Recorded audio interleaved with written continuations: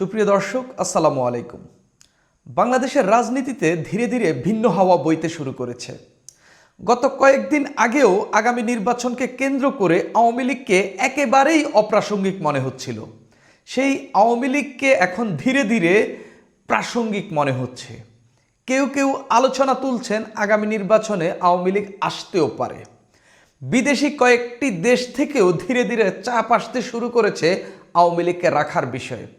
আওয়ামী লীগের একজন নেতা, যিনি বর্তমানে কারাগারের বাইরে রয়েছেন, বাংলাদেশে রয়েছেন, ঢাকাতেই রয়েছেন, সাবের হোসেন চৌধুরী, তার বাসায় একসঙ্গে ৩ জন বিদেশি কূটনীতিক তার সঙ্গে সাক্ষাৎ করেছেন। সেই সাক্ষাতে সবচেয়ে গুরুত্বপূর্ণ যে বিষয়টি নিয়ে কথা হয়েছে সেটা হইল আওয়ামী লীগের নির্বাচনে অংশগ্রহণের পরিকল্পনা কি। আমি বলছি না যে ওই ৩ জন বিদেশির যে রাষ্ট্রদূত বা কূটনৈতিক যারা বাংলাদেশে আছেন এবং সাবের হোসেন চৌধুরীর সঙ্গে দেখা করতে গেলেন তারা আওয়ামী লীগকে নির্বাচনে এনে দিচ্ছে। তবে আমি যখন দুয়ে দুয়ে ৪ মেলাবো, যেমন জাতিসংঘের আবাসিক সমন্বয়কারী যেমন দুদিন আগে বললেন যে আগামী নির্বাচনে সব দল অংশগ্রহণ করবে, সেই আশা তিনি করছেন। তার ২ দিন পর আমরা দেখতে পেলাম সাবের হোসেন চৌধুরীর বাসায় গেল ৩ জন কূটনৈতিক। এর মধ্যে ৩টি দেশই ইউরোপের দেশ এবং এর মধ্যে ২টি দেশই ইউরোপীয় ইউনিয়নের দেশ।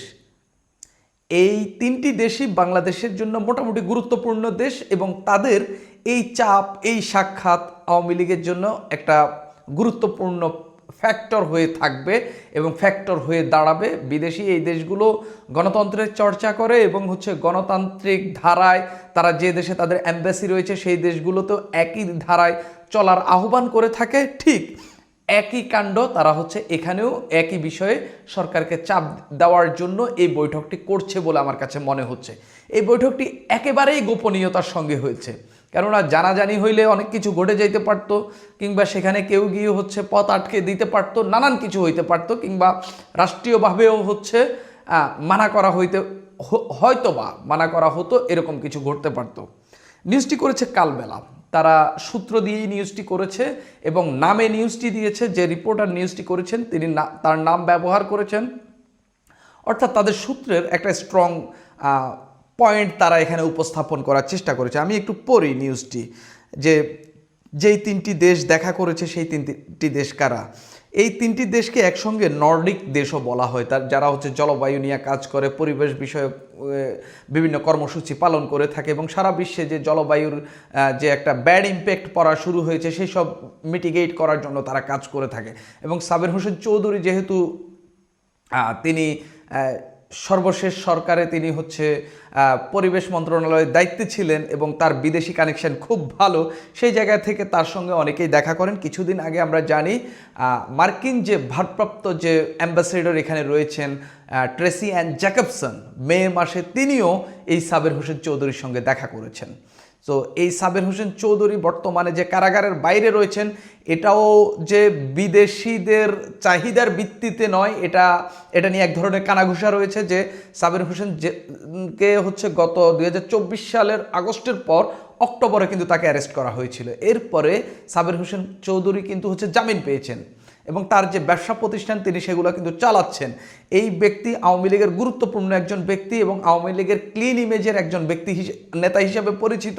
তিনি শেখ হাসিনার রাজনৈতিক সচিব ছিলেন, তিনি বাপু ক্রিকেট বোর্ডের সভাপতি ছিলেন, তিনি অনেকগুলো বড় বড় দায়িত্ব পালন করেছেন। এই লোকটি খুবই গুরুত্বপূর্ণ এবং সবচেয়ে গুরুত্বপূর্ণ যেটা, এই যে ভালো আওয়ামী লীগকে আগামী নির্বাচনে আনার যে আলাপ, সেটা এই ব্যক্তিকে কেন্দ্র করেই ঘটানোর চেষ্টা হচ্ছে বলে সেই ক্ষেত্রে সাবের হোসেন চৌধুরী এই একটা পক্ষের হোক কিংবা আওয়ামী লীগের হোক, সবার জন্য কিন্তু এই আওয়ামী লীগকে নির্বাচনে আনার জন্য বা আওয়ামী লীগের প্রতীকটা কোনোভাবে টিকিয়ে একটা অংশগ্রহণমূলক নির্বাচন দেখানোর জন্য হইলেও আওয়ামী লীগের পক্ষ হোক, এই পক্ষ হোক, সরকারের পক্ষ হোক, যে পক্ষ হোক, সবার জন্য কিন্তু একটা আশার প্রতীক আমি দেখতে পাচ্ছি।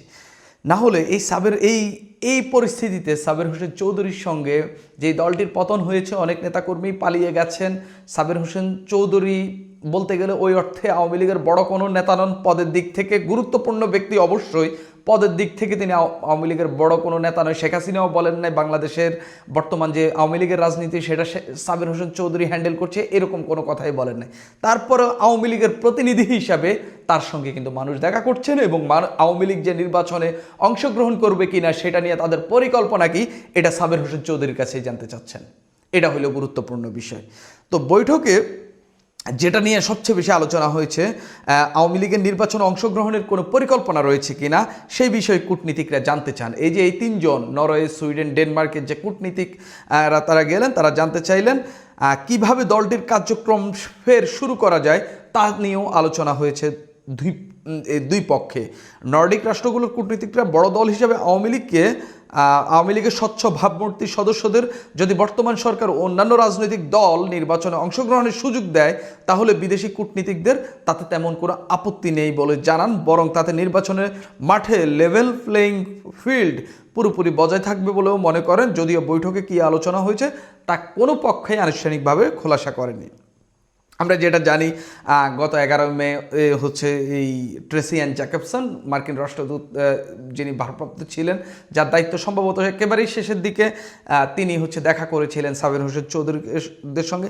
তো এই বিষয়ে আসলে রাজনৈতিক বিশ্লেষকরা আসলে কি মনে করছেন এখানে, যে আওয়ামী লীগকে ঘিরে আওয়ামী লীগকে নির্বাচনে অংশ নিতে না দিলে যে পরিমাণ নির্বাচনকে কেন্দ্র করে এক ধরনের উত্তেজনাকর পরিস্থিতি তৈরি হচ্ছে এবং সরকারও বিভিন্ন সময়, পুলিশ, তারপরে হচ্ছে গোয়েন্দারা বিভিন্ন সময় বলছে বিভিন্ন জায়গায় হচ্ছে আইনশৃঙ্খলা পরিস্থিতির অবনতি ঘটতে পারে, আওয়ামী লীগের লোকেরা হচ্ছে গুপ্তভাবে থেকে বা তারা তাদের রাজনীতি করতে না পারার কারণে তারা এক ধরনের হামলা কিংবা হচ্ছে একটা সংঘর্ষ বাঁধানোর কিংবা একটা ম্যাসাকার পরিস্থিতি তৈরি করার চেষ্টা চালাচ্ছে।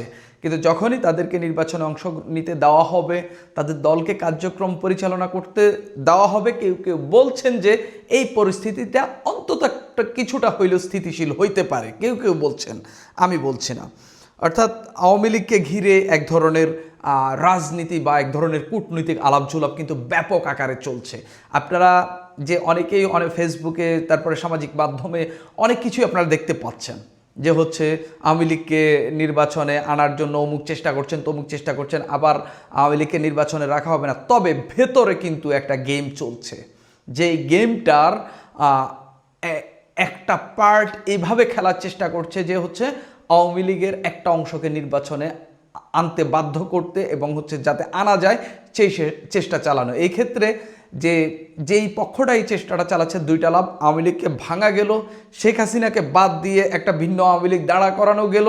যে আওয়ামী লীগ আগামী 15-20 বছরে দাঁড়াইতে পারবে কি না সেই ডাউটটা থেকে যাচ্ছে। সেই জায়গা থেকে শেখ হাসিনা যেহেতু নাই, সরাসরি এখানকার যে নেতাকর্মীরা রয়েছেন এখান থেকেও যদি কেউ হচ্ছে আপাতত কাউকে মেইন ম্যান হিসাবে দেখিয়ে যদি আওয়ামী লীগের রাজনীতিটা পরিচালনা করা যায়, হয়তো অনেকে রক্ষার খাতিরে ওই নেতার ছায়াতলে গিয়ে আওয়ামী লীগ করলেও করতে পারেন। যদিও আওয়ামী লীগ নেতাকর্মীদের অনেকের সঙ্গেই হচ্ছে আমার মাঠের নেতাকর্মী বা হচ্ছে সমর্থকদের সঙ্গে, কর্মীদের সঙ্গে আমার কথা হয়, যেহেতু আমি সাংবাদিকতা করি, আমার সবার সঙ্গে কথা হয়, অনেক মানুষের সঙ্গে কথা হয়, তাদের টোন কিন্তু তারা এখনও শেখ হাসিনাকে নেত্রী মানেন। শেখ হাসিনার যে ভুল ত্রুটি তারা এগুলা অনেকেই মানতে রাজি না। তারা অনেকেই মনে করে থাকেন যে হচ্ছে শেখ হাসিনা কোনো ভুল করেননি। এই যে জুলাই আগস্টে যে হত্যাকাণ্ড হয়েছে এগুলার বেশিরভাগই হচ্ছে এই যারা আন্দোলন করেছে তারা করেছে। এইসব বাকওয়াস বিশ্বাস কিন্তু এখনও আওয়ামী লীগের অনেক কর্মী সমর্থকদের মনে রয়েছে এবং তারা কমপ্লিটলি বিশ্বাস করে এই অভ্যুত্থান, শেখ হাসিনার পালিয়ে যাওয়া, ইউনূস সরকার ক্ষমতা নেওয়া কিংবা এনসিপি তৈরি হওয়া সব কিছুই মেটিকুলাস ডিজাইনের অংশ। সেই জায়গা থেকে আওয়ামী লীগকে আসলে ভেঙে সাবের হোসেন চৌধুরীর নেতৃত্বে নিয়ে আসা কিংবা সাবের হোসেন চৌধুরীর নেতৃত্বে আওয়ামী লীগের একটা অংশকে নির্বাচনে নেওয়া আসলে কি সহজ হবে কিনা, শেখ হাসিনা সেই স্টিয়ারিং যেটা রয়েছে দলের সেই স্টিয়ারিংটাকে সাবের হোসেন চৌধুরীর হাতে ছেড়ে দেবেন কিনা, কিংবা কোনো নেতৃত্ব গুণ দিয়ে হচ্ছে সাবের হোসেন চৌধুরী সেই স্টিয়ারিংটা নিয়ে নিতে পারবে কিনা, এটা নিয়ে ব্যাপক সমালোচনা রয়েছে। তবে একটা জিনিস এখানে স্পষ্ট, সেটা হচ্ছে বিদেশি কূটনীতিকদের কেউ কেউ এখনও আওয়ামী লীগকে নির্বাচনে রাখার পক্ষে কথা বলছে এবং একটা অংশ সরকারের বলেন কিংবা হচ্ছে রাজনীতির গুরুত্বপূর্ণ একটা অংশ ভেতরে ভেতরে এই গেমটা খেলছে যাতে আওয়ামী লীগের একটা পক্ষকে নির্বাচনে কোনোভাবেই রাখা যায়, যাতে এই নির্বাচন নিয়ে কোনো ধরনের প্রশ্ন না আসে। এটা হইল বাংলাদেশের রাজনীতিতে এখন ইন্টারনাল অকথিত একটা বড় সিক্রেট বিষয় আর কি।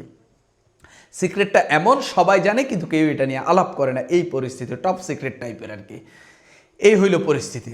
সুপ্রিয় দর্শক, আপনারা আপনাদের মতামত জানাবেন এই বিষয়ে, যে হচ্ছে এখানে কেন হঠাৎ করে এই তিনজন কূটনীতিক এই একজন আওয়ামী লীগ নেতার বাসায় গেল, এটা কি ঘটতে যাচ্ছে, অবশ্যই আপনারা মন্তব্য করে জানাবেন। সুপ্রিয় দর্শক, এখন এই পর্যন্তই।